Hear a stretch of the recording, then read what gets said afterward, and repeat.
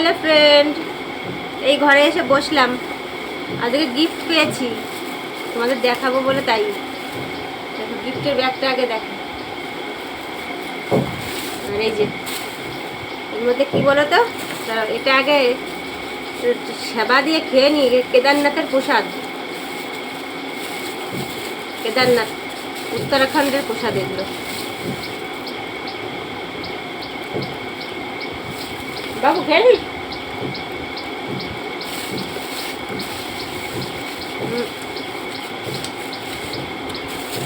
একবারে বৌদি ঘুরতে গেছিলো কেদারনাথের ওদিকে, আমার জন্য উপহার নিয়ে এসছে চাদর। শীতকালে পরতে পারবো। আমার তো খুব পছন্দ হয়েছে। তোমরা কমেন্ট করে বলো তো কেমন হয়েছে।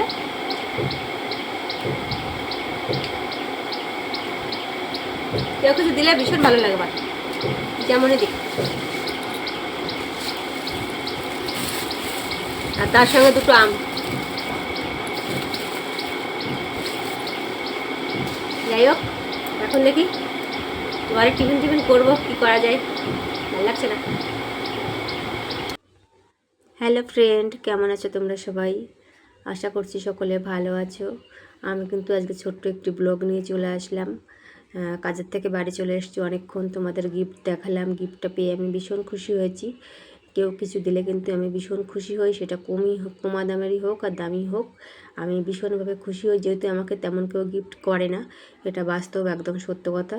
তো আজকে আমি ফাইনালি 8 থেকে 9 মাস পরে ঠাকুরের সিংহাসন পরিষ্কার করব। কেন পরিষ্কার করব ঠাকুরের সিংহাসন 8 থেকে 9 মাস, একটা ঘরের বউ হয়ে বলছি, সে কথা অবশ্যই তোমাদের সঙ্গে শেয়ার করব।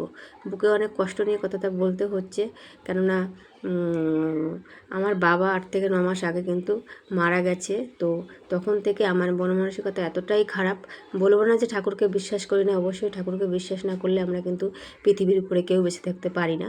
তো সেই হিসাবে কিন্তু আমার বাবা হট করে মারা গেল, এটা মেনে নেওয়া আমাদের পক্ষে ভীষণ কষ্টকর। কেন বাবার সেইভাবে কোনো অসুখ বিসুখ ছিল না। আর বাবার কিন্তু খুব বেশি বয়সও হয়েছিল না, ওনার মাত্র 58 বছর বয়স হয়েছিল, 60 বছরও পূর্ণ হয়েছিল না। সেই জায়গায় দাঁড়িয়ে আমরা ভীষণভাবে সবাই মর্মাহত হয়েছি। আর মা বাবা চলে গেলে কিন্তু প্রত্যেকটা সন্তানের একই রকম কষ্ট হয়, সেটা আলাদাভাবে বলার কিছু নেই।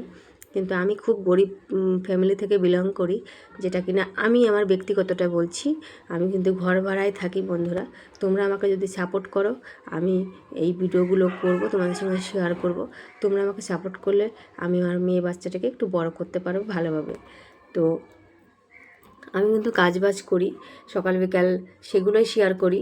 আর এই চ্যানেলগুলো খোলা হয়েছে বেশ আগে, আমার বাবা মারা যাওয়ার আগে। কিন্তু আমি ভিডিও সেইভাবে কিছু করতে পারিনি। তার মধ্যে বাবা অসুস্থ হয়ে পড়ে হট করে, আর অসুস্থ হয়েই উনি কিন্তু আমাদের ছেড়ে চলে যান। তারপর থেকে সমস্ত কিছু স্টপ ছিল, বন্ধ ছিল, কিছু করিনি।